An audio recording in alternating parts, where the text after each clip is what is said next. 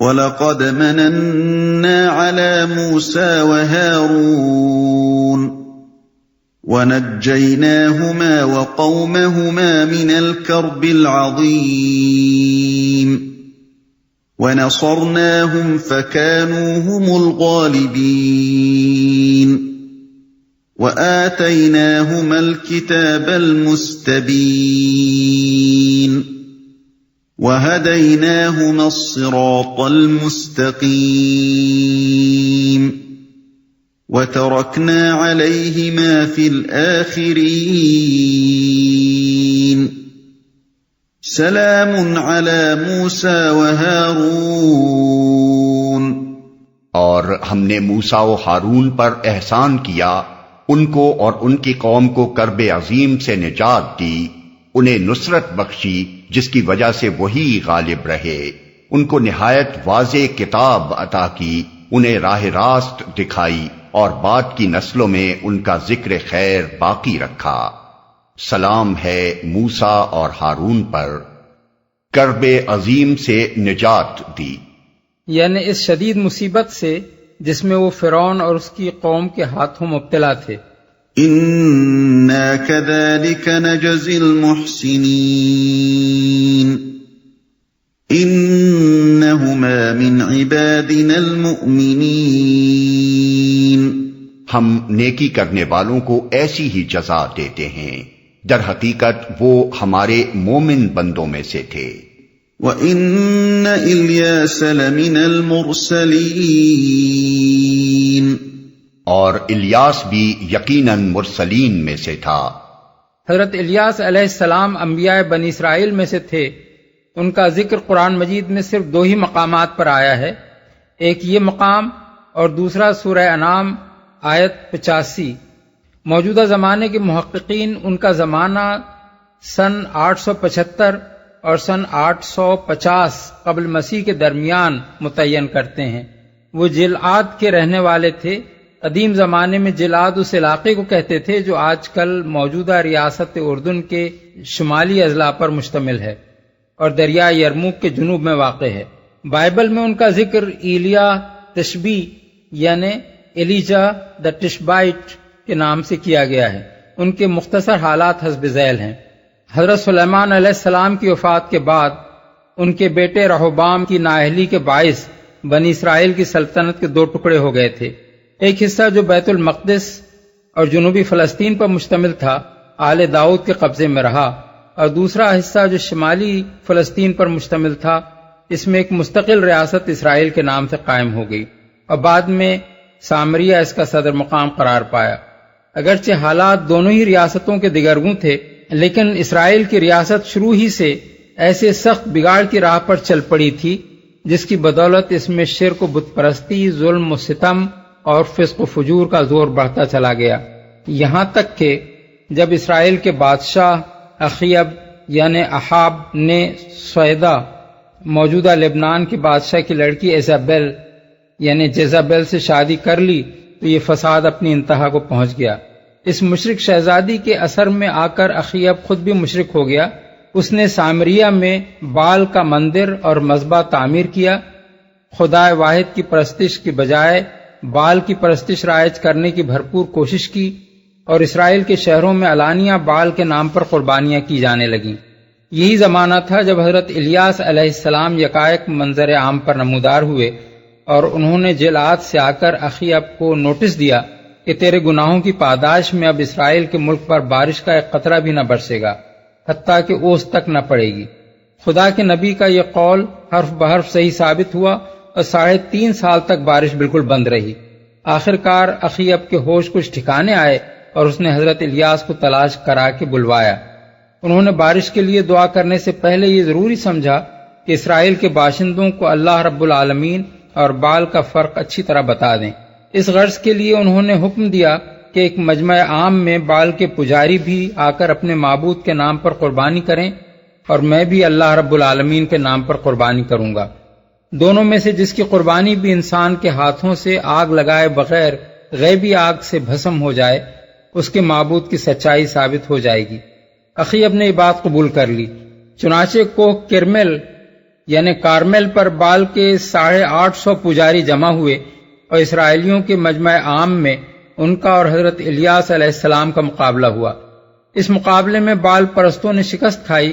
حضرت الیاس نے سب کے سامنے یہ ثابت کر دیا کہ بال ایک جھوٹا خدا ہے، اصل خدا وہی اکیلا خدا ہے جس کے نبی کی حیثیت سے وہ مامور ہو کر آئے ہیں۔ اس کے بعد حضرت الیاس نے اسی مجمع عام میں بال کے پجاریوں کو قتل کرا دیا اور پھر بارش کے لیے دعا کی جو فوراً قبول ہوئی، یہاں تک کہ پورا ملک اسرائیل سیراب ہو گیا۔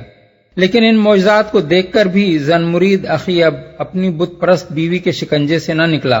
اس کی بیوی ایزابیل حضرت الیاس کی دشمن ہو گئی اور اس نے قسم کھا لی کہ جس طرح بال کے پجاری قتل کیے گئے ہیں اسی طرح الیاس علیہ السلام بھی قتل کیے جائیں گے۔ ان حالات میں حضرت الیاس کو ملک چھوڑنا پڑا اور چند سال تک وہ کوہ سینا کے دامن میں پناہ گزین رہے۔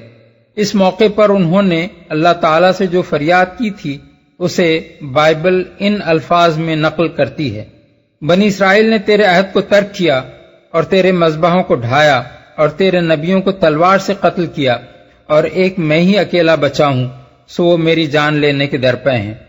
1 سلاطین باب 19 آیت 10۔ اسی زمانے میں بیت المقدس کی یہودی ریاست کے فرمانروا یہورام نے جوہرم نے اسرائیل کے بادشاہ اخیب کی بیٹی سے شادی کر لی اور اس مشرک شہزادی کے اثر سے وہی تمام خرابیاں جو اسرائیل میں پھیلی ہوئی تھیں یہودیہ کی ریاست میں بھی پھیلنے لگیں۔ حضرت الیاس نے یہاں بھی فریضہ نبوت ادا کیا اور یہورام کو ایک خط لکھا جس کے یہ الفاظ بائبل میں نقل ہوئے ہیں: خداوند تیرے باپ داؤد کا خدا یوں فرماتا ہے، اس لیے کہ تو نہ اپنے باپ یہوصف کی راہوں پر اور نہ یہودا کے بادشاہ آسا کی راہوں پر چلا بلکہ اسرائیل کے بادشاہوں کی راہ پر چلا ہے، اور یہودا اور یروشلم کے باشندوں کو زناکار بنایا جیسا اخیب کے خاندان نے کیا تھا، اور اپنے باپ کے گھرانے میں سے اپنے بھائیوں کو جو تجھ سے اچھے تھے قتل بھی کیا۔ سو دیکھ خداوند تیرے لوگوں کو اور تیری بیویوں کو اور تیرے سارے مال کو بڑی آفتوں سے مارے گا، اور تم اتڑیوں کے مرض سے سخت بیمار ہو جائے گا، یہاں تک کہ تیری اتڑیاں اس مرض کے سبب سے روز بروز نکلتی چلی جائیں گی۔ 2 تواریخ باب 21 آیت 12 تا 15۔ اس خط میں حضرت الیاس نے جو کچھ فرمایا تھا وہ پورا ہوا۔ پہلے یہورام کی ریاست بیرونی حملاوروں کی طاقت سے تباہ ہوئی اور اس کی بیویوں تک کو دشمن پکڑ لے گئے، پھر وہ خود اتڑیوں کے مرض سے ہلاک ہوا۔ چند سال کے بعد حضرت الیاس پھر اسرائیل تشریف لے گئے اور انہوں نے اخیب کو اور اس کے بعد اس کے بیٹے اخزیاہ کو راہ راست پر لانے کی مسلسل کوشش کی، مگر جو بدی سامریہ کے شاہی خاندان میں گھر کر چکی تھی وہ کسی طرح نہ نکلی۔ آخر کار حضرت کی بددعا سے اخیب کا گھرانہ ختم ہو گیا اور اس کے بعد اللہ تعالیٰ نے اپنے نبی کو دنیا سے اٹھا لیا۔ ان واقعات کی تفصیل کے لیے بائبل کے حسب ذیل ابواب ملاحظہ ہوں: 1 سلاطین باب 17، 18، 19، 21، 2 سلاطین باب 1، 2 تواریخ باب 21۔ اذ قال لقومه الا تتقون اتدعون بعلا وتذرون احسن الخالقین اللہ ربکم ورب آبائکم الاولین۔ یاد کرو جب اس نے اپنی قوم سے کہا تھا کہ تم لوگ ڈرتے نہیں ہو، کیا تم بال کو پکارتے ہو اور احسن الخالقین کو چھوڑ دیتے ہو، اس اللہ کو جو تمہارا اور تمہارے اگلے پچھلے آباء و اجداد کا رب ہے۔ بال کے لغوی معنی آقا، سردار اور مالک کے ہیں۔ شوہر کے لیے بھی یہ لفظ بولا جاتا تھا اور متعدد مقامات پر خود قرآن مجید میں استعمال ہوا ہے، مثلا سورہ بقرہ آیت 228، سورہ نساء آیت 127، سورہ ہود آیت 72 اور سورہ نور آیت 31 میں۔ لیکن قدیم زمانے کی سامی اقوام اس لفظ کو الہ یا خداوند کے معنی میں استعمال کرتی تھیں، اور انہوں نے خاص دیوتا کو بال کے نام سے موسوم کر رکھا تھا۔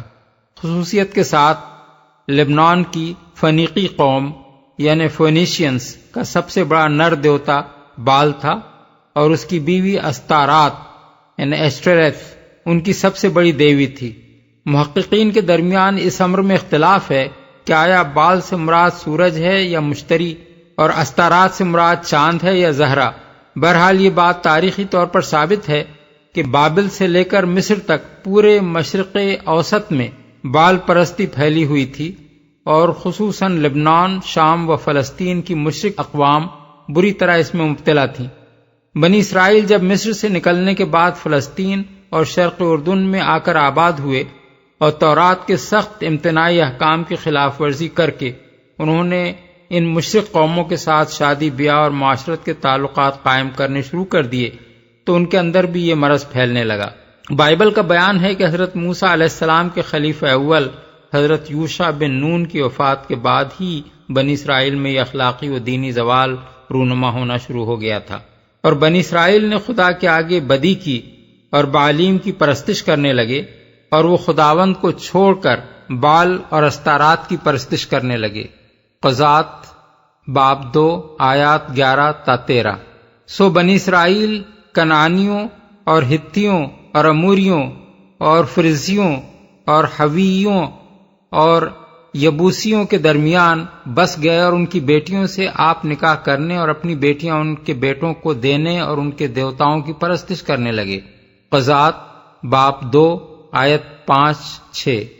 اس زمانے میں بال پرستی اسرائیلیوں میں اس قدر گھس چکی تھی کہ بائبل کے بیان کے مطابق ان کی ایک بستی میں علانیہ بال کا مذبح بنا ہوا تھا جس پر قربانیاں کی جاتی تھیں۔ ایک خدا پرست اسرائیلی اس حالت کو برداشت نہ کر سکا اور اس نے رات کے وقت چپکے سے یہ مذبح توڑ دیا۔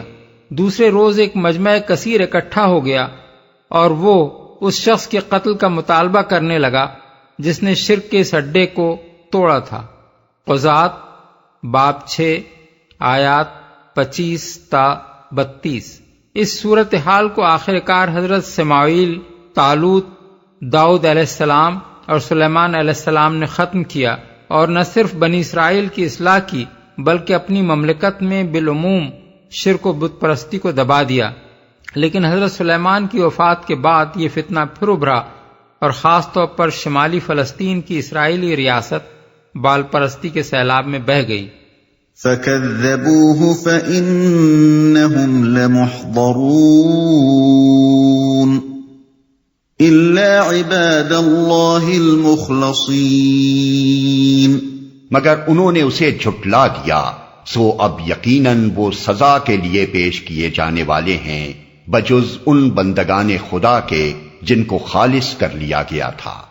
یعنی اس سزا سے صرف وہی لوگ مستثنی ہوں گے جنہوں نے حضرت الیاس کو نہ جھٹلایا اور جن کو اللہ نے اس قوم میں سے اپنی بندگی کے لیے چھانٹ لیا۔ وَتَرَكْنَا عَلَيْهِ فِي الْآخِرِينَ سَلَامٌ عَلَى الیاسین۔ اور الیاس کا ذکر خیر ہم نے بعد کی نسلوں میں باقی رکھا، سلام ہے الیاس پر، بعد کی نسلوں میں باقی رکھا۔ حضرت الیاس علیہ السلام کو ان کی زندگی میں تو بنی اسرائیل نے جیسا کچھ ستایا اس کی داستان اوپر گزر چکی ہے، مگر بعد میں وہ ان کے ایسے گرویدہ اور شیفتہ ہوئے کہ حضرت موسیٰ کے بعد کم ہی لوگوں کو انہوں نے ان سے بڑھ کر جلیل القدر مانا ہوگا۔ ان کے ہاں مشہور ہو گیا کہ الیاس علیہ السلام ایک بگولے میں آسمان پر زندہ اٹھا لیے گئے ہیں، 2 سلاطین باب 2۔ اور یہ کہ وہ پھر دنیا میں تشریف لائیں گے، چنانچہ بائبل کی کتاب ملاکی میں لکھا ہے، دیکھو خداوند کے بزرگ اور ہولناک دن کے آنے سے پہلے میں ایلیا نبی کو تمہارے پاس بھیجوں گا، باب 4 آیت 5۔ حضرت یحییٰ اور عیسیٰ علیہ السلام کی بعثت کے زمانے میں یہودی بالعموم 3 آنے والوں کے منتظر تھے، ایک حضرت الیاس، دوسرے مسیح، تیسرے وہ نبی یعنی حضرت صلی اللہ علیہ وسلم۔ جب حضرت یحییٰ کی نبوت شروع ہوئی اور انہوں نے لوگوں کو استباغ دینا شروع کیا تو یہودیوں کے مذہبی پیشواؤں نے ان کے پاس جا کر پوچھا، کیا تم مسیح ہو؟ انہوں نے کہا نہیں۔ پھر پوچھا، کیا تم ایلیا ہو؟ انہوں نے کہا نہیں۔ پھر پوچھا کیا تم وہ نبی ہو؟ انہوں نے کہا میں وہ بھی نہیں ہوں۔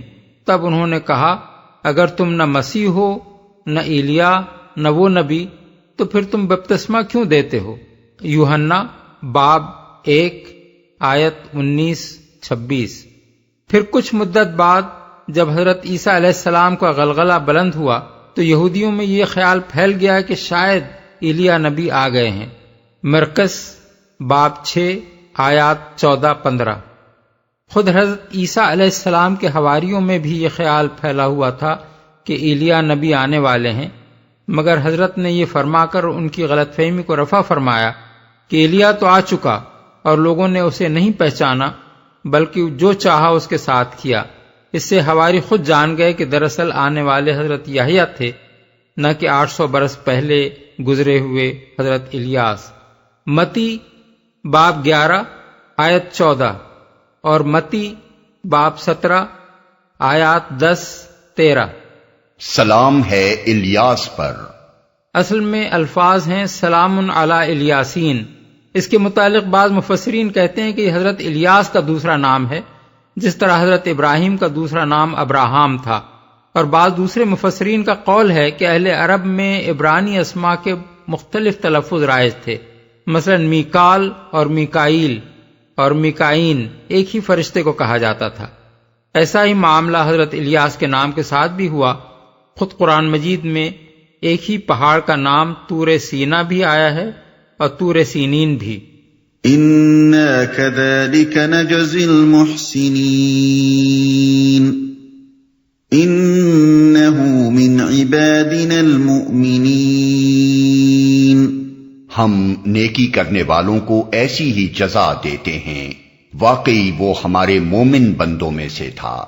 وَإِنَّ لُوطًا لَّمِنَ الْمُرْسَلِينَ اور لوط بھی انہی لوگوں میں سے تھا جو رسول بنا کر بھیجے گئے ہیں۔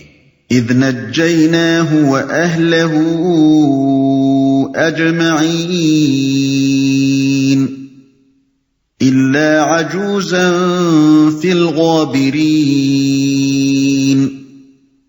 ثُمَّ دَمَّرْنَا الْآخَرِينَ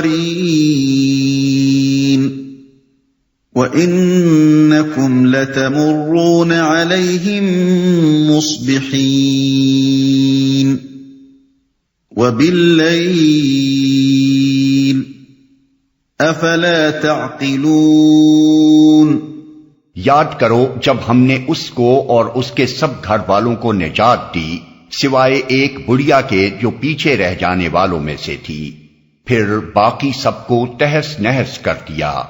آج تم شب و روز ان کے اجڑے دیار پر سے گزرتے ہو، کیا تم کو عقل نہیں آتی؟ پیچھے رہ جانے والوں میں سے تھی۔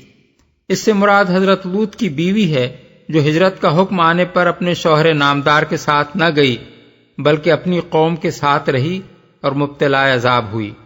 اجڑے دیار پر سے گزرتے ہو، اشارہ ہے اس امر کی طرف کہ قریش کے تاجر شام و فلسطین کی طرف جاتے ہوئے شب و روز اس علاقے سے گزرتے تھے جہاں قوم لوط کی تباہ شدہ بستیاں واقع تھیں۔